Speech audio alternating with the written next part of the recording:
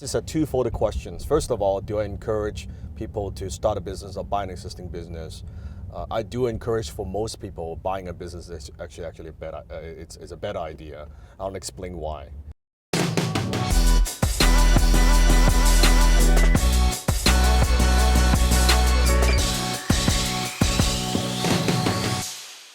Just imagine this, that let's say pretend you want to fly to somewhere far away and you go to the airport. And imagine you go to the airport and the person, the flight attendants at the gate saying to you, hey, you know what, sir? You want to fly to, let's say, Hawaii. Great. You look out just in the runway there. You see all those parts there? You see the engine, you see the wings, you see everything. Yeah, go ahead, just put that together, put the plane together, and then you can fly. That's pretty much what starting a business is like. That when you don't know what you're doing, you don't know if it's gonna work, you're not even sure of your destination, and you're not sure if you're gonna get there, and you don't really know how to fly. You gotta put the whole thing together, put the team together, put the system together, and put fuel into it, gas it up, and hopefully it would go, and hopefully it doesn't crash before anything goes wrong. That's starting a business.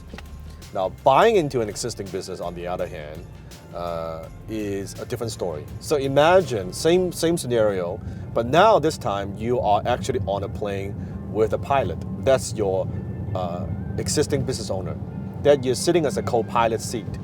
And you are observing, and he's showing you the ropes. He's like, okay, learn, this is how the business works. The plane has already been flying for 2, 3, 5, 10 years. It's cruising. It's very comfortable. So chances of that plane crashing is a lot less. And it works because it's already going someplace.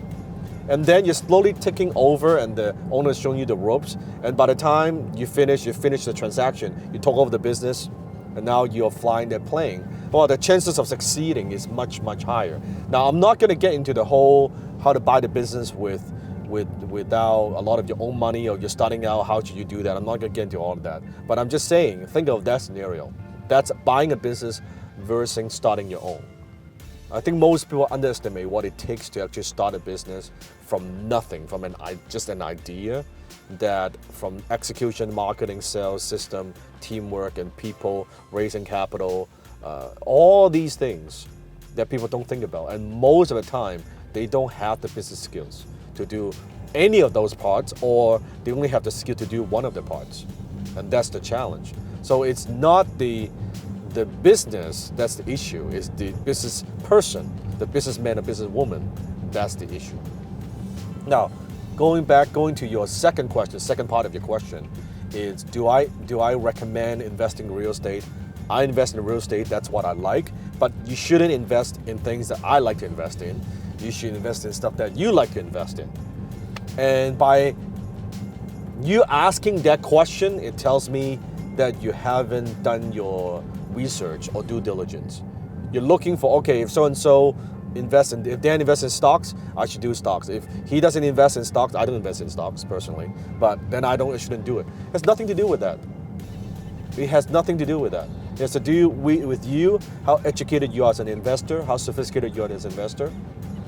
That's why there's no such thing as, oh, that's the perfect investment. Well, it depends. A perfect investment for me, but may not be a perfect investment for you. You have people, let me ask you this question. Are there people making a lot of money with stocks? Absolutely. Are there people losing a lot of money with stocks? Yes. Are there people making a lot of money with real estate? Yes. Are there a lot of people losing money with real estate? Yes. Are there people making a lot of money with oil and gas? Yes. Are there people losing a lot of money with oil and gas? Yes. So it all depends.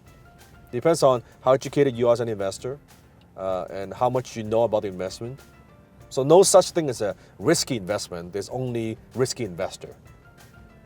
It's like there's an element of risk when you are driving, But if you're driving without training and you blindfold yourself and you stick a knife in front of you and you go 100 miles an hour on a highway, that's being stupid, that's dangerous. Unfortunately, that's how a lot of people invest. Just like now people jumping into the whole cryptocurrency and the Bitcoin and all these bullshit. And all these people, oh, they're raving about it. I don't want to miss out. I gotta jump into this Bitcoin thing. You know, when it's all over social media, when everybody's jumping into it, that's the time to get out. It is time to get out. So, and how much do you actually understand how all that works, right?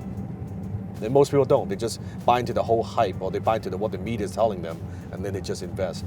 That's not what sophisticated or intelligent investor does.